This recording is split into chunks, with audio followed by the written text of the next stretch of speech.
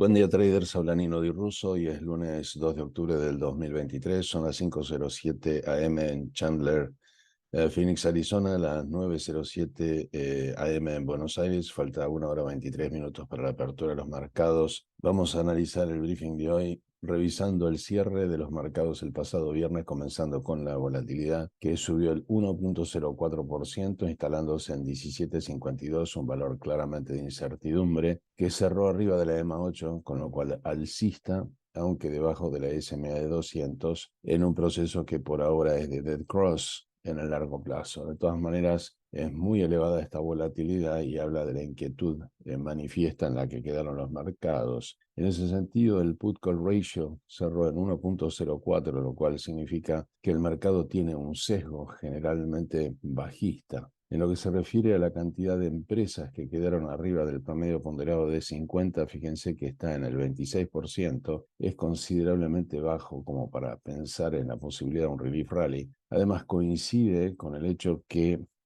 octubre y noviembre son meses en donde después de agosto y septiembre el mercado en general rebota y se pone de color verde. En lo que se refiere a SPY, el índice del Standard & Poor's bajó el viernes el 0,68%, hizo un doji al final del recorrido en lo que se refiere a la semana, lo cual puede implicar el fin de la caída. En lo que se refiere al comportamiento diario, fíjense que no le dio para cerrar arriba de la EMA 8 y este es todo un dato. Está bien que era viernes, día de cierre de opciones, con mucha volatilidad. Hay una ligera divergencia alcista en los histogramas del MACD. Veremos si esto se manifiesta como un rebote finalmente de largo plazo. En lo que se refiere al Nasdaq, la evolución fue mejor, 0,07 arriba, pero de todas maneras fíjense que esto fue una vela negra, lo cual significa que abrió más alto lo que cerró y el cierre más alto que el del día anterior. De todas maneras quedó debajo de la EMA 8 y ese es el dato más importante de todos. En este caso, bueno, vemos una ligera divergencia en el histograma del MACD que podría hablar de alguna recuperación de largo plazo. En lo que se refiere al resto de los índices, comenzando con los industriales, Dow Jones, la evolución 0,5 abajo y fíjense que cerró claramente debajo, no solamente de la EMA 8, sino también de la SMA de 200 en un proceso de largo plazo de Blue Ice Failure. En lo que se refiere al Russell 2000 y WM, la evolución fue del 0,47% abajo y quedó debajo de la EMA 8. Todo esto en el contexto de un government shutdown, efecto que se disipó este fin de semana en donde se acordó una extensión temporaria de los presupuestos hasta el 17 de noviembre, lo cual hasta esa fecha no tendremos mayores problemas. En lo que se refiere al rendimiento de los bonos a 10 años, fíjense que bajó el 0,52%, de todas maneras está muy alcista arriba de la EMA 8, está completamente exuberante y esto claramente es una anormalidad que atenta contra la salud de los mercados. Fíjense que es mucho más alto que los máximos que nosotros obtuvimos en el mes de octubre del año 2022. En lo que se refiere a la valuación del dólar como moneda comparada con el resto de las monedas, lo que se vio el día viernes fue una suba del 0,07 cerrando arriba de la EMA 8, completamente exuberante, y esta revaluación y fortalecimiento del dólar también atenta contra los valores del mercado. Los commodities más importantes, comenzando con el petróleo, 0,87% abajo, cerró debajo de la EMA 8. De todas maneras, esta mañana está alcista 0,43 y los futuros están en 91,16 al momento de esta grabación. En lo que se refiere a los metales preciosos, tenemos al oro 1,03% abajo, cerró debajo de la EMA 8, se viene el dead cross para este metal. En lo que se refiere a la plata, SLB, la evolución en el día de viernes fue del 1,93% abajo, una caída más que notable, cerrando debajo de la EMA 8. En lo que se refiere a los papeles relevantes argentinos, Grupo Galicia cayó 5,91%, cerró debajo de la EMA 8, arriba de la SMA de 200. Vamos a ver cómo evolucionan hoy después del debate presidencial, que no dejó claramente ningún ganador. En el caso de YPF 2,93 abajo, mismos comentarios, cerró debajo de la EMA 8 arriba de la SMA de 200 y como se ve no capitaliza la ventaja de la suba generalizada del petróleo a nivel global. Las criptomonedas más relevantes, comenzando con Bitcoin, 0,98% arriba, este dato de esta mañana, 28.269, cerró arriba de la SMA de 200 y esto acompañando el movimiento de los mercados de futuros esta mañana. En lo que se refiere a Ethereum, la otra cripto relevante, la evolución 0,31% abajo, en lo que podría ser un continuation pattern en $1.728. Los papeles que explican la mitad del comportamiento del Nasdaq, comenzando con Amazon 0,90 arriba, una vela negra que testió la EMA 8 desde abajo y no la pudo trascender, ese es el gran dato. Está bien, era viernes, todavía teníamos en ciernes el tema del government shutdown, vamos a ver cómo evoluciona en esta semana. En lo que se refiere a Meta, 1,23 abajo, cerró ligeramente debajo de la SMA de 50 y de la EMA 8, que ese es el dato más importante. En lo que se refiere a Microsoft, la evolución 0,67% arriba de vuelta con una vela negra, significa que abrió más alto de lo que cerró, el cierre más alto que el del día anterior y quedó debajo de la EMA 8, que ese es el dato más relevante en mi opinión. En lo que se refiere a Netflix, el gigante de los entretenimientos, la evolución 0,33% arriba, también vela negra, la típica vela de pérdida de impulso de todos los mercados, como se vio en forma generalizada el viernes. Fíjense que de a poco se está dando en casi todos los papeles una squeeze, con una DX cerca de 30 y todavía no se dio el disparo que sería cuando, en principio, el DMI de descenso cruce la línea de la DX promedio. Así que veremos cómo evoluciona en el correr de esta semana.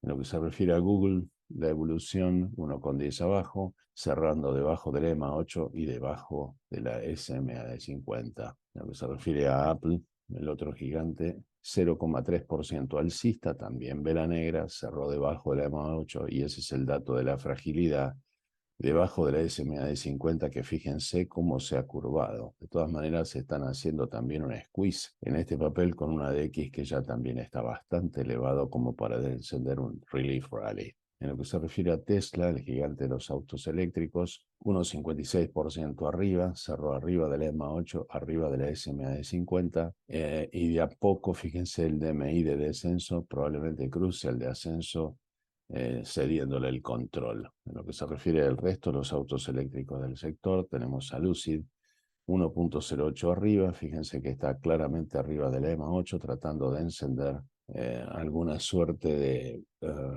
rounded bottom breakout, camino a la SMA de 50. Acá hubo una squeeze con una DX lo suficientemente elevado como para permitirlo. Veremos cómo evoluciona esta semana en un mes que de alguna manera es más favorable para los mercados. En el caso de NIO, 1,46% arriba, cerró arriba de la EMA 8, aunque debajo de la SMA de 100, un squeeze más que notable, fíjense, y la DX, si bien está un poco bajo, va en camino probablemente de encenderse. En lo que se refiere a los ETFs que miramos habitualmente, tenemos a SOXL, 1,23 alcista, cerró arriba de la EMA 8, aunque debajo de la SMA de 50. En lo que se refiere al ABU, el ETF de las biotecnológicas, 2,81 abajo, cerrando debajo del EMA 8, con un squeeze más que notable y con una DX que ya está arriba de 30, así que vamos a ver si logra encender el relief rally. En lo que se refiere a ARK, el ETF de innovación de Cathie Woods, 1,41 arriba, con una vela negra típica de todos los mercados el viernes, con una pérdida de impulso que la hizo cerrar debajo de la SMA de 200, aunque arriba de la EMA 8.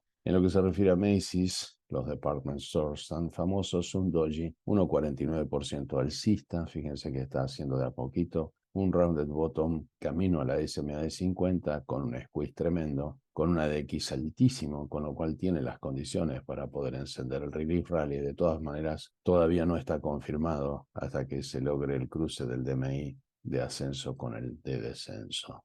Los futuros esta mañana tenemos la volatilidad 1,76% alcista, ojo con esto. La volatilidad es inquietante cuando sube, en este caso la de los mercados de futuros. Recuerden que se aprobó un waiver para mantener el gobierno operativo hasta el 17 de noviembre, así que Hay alguna incertidumbre todavía en el futuro, veremos si logran acuerdo. Esto garantizó que el gobierno americano pueda seguir dando asistencia a Ucrania en su defensa contra la invasión rusa. En lo que se refiere a T21-22, fíjense que pareciera haber iniciado una suerte de relief rally, o sea, le queda mucho camino por recorrer para poder encenderlo. En lo que se refiere al Nasdaq, que esta mañana está ligeramente en baja, prácticamente 6 puntos abajo, todavía está en un patrón de falla. Fíjense que el Commodity Channel Index cruzó -100, lo cual es un patrón de ascenso, pero de todas maneras la fragilidad de estar debajo del Volatility Stop y el Trending Editor es más que notable. En lo que se refiere a la semana, se está arrancando un squeeze con el Nasdaq, así que atención con esto. No logró trascender el Trending Editor. De todas maneras, tuvimos una linda vela R1 el viernes. Vamos a ver si logra generar algún impacto en la evolución de los mercados el día de hoy. Standard & Poor's en el mismo camino, está 8 puntos abajo. Fíjense que está operando debajo de esta línea de tendencia, lo cual no es bueno. El Commodity Channel Index por los pelos cruzó el -100, está en el borde, está debajo del Volatility Stop y del Trending Editor, el RSI Stochastic mostrando una suerte de inicio de ciclo, cuando en la semana todavía lo está terminando. También en la semana se nota la fragilidad de estar debajo del Volatility Stop y del Trendinator. Tenemos a Russell 2000, la misma situación, 2,5 puntos abajo, debajo del Volatility Stop y del Trendinator, con un Commodity Channel Index arriba del -100, lo cual está en fase alcista. De todas maneras, fíjense que en la semana no tenemos ninguna pista del RSI Stochastic, y además se lo ve completamente frágil debajo del Volatility Stop y del Trendinator. En lo que se refiere al Dow Jones, la evolución esta mañana es de 81 puntos abajo, está en patrón de falla debajo del Volatility Stop del Trendinator, con un Commodity Channel Index todavía en -130, o sea, le falta un buen golpe de horno. El RSI Stochastic tratando de iniciar su ciclo, aunque en la semana lo vemos completamente en falla debajo del Volatility Stop y del Trendinator. De los datos más importantes y fundamentales que aparecen esta mañana, lo que tenemos es la publicación del PMI manufacturero, Producto Medio Industrial, y también la comparecencia de Powell a las 11 de la mañana, que dará una conferencia de prensa. Veremos si se confirma o no. El día martes tenemos la publicación de la encuesta de empleo. El día miércoles tenemos la publicación, reporte ADP de empleo. También tenemos la publicación del Producto Medio Industrial de Servicios Globales del Standard & Poor's. También tendremos la publicación del Producto Medio Industrial no manufacturero. El día jueves, la publicación de los subsidios al desempleo, y finalmente el viernes, la publicación de las ganancias medias por hora, el payroll no manufacturero y el índice de desempleo. Nada menos el índice de desempleo, con lo importante que en estas circunstancias reviste su publicación. En lo que se refiere a las empresas que publican sus earnings, esta es una semana completamente floja. Entre las empresas más notables que presentan sus resultados tenemos a Trinity Biotech, NovaGold. Entre las más notables, el día miércoles tenemos a Tilray, más conocidas, tenemos a Equity Brands, tenemos a Accolade en el aftermarket del día miércoles. El día jueves, de las más conocidas, tenemos a Levi's en el aftermarket, también tenemos Conagra, Lamb Weston, a Constellation Brands. Esto es todo por hoy, gracias por su atención, los espero mañana en este mismo canal.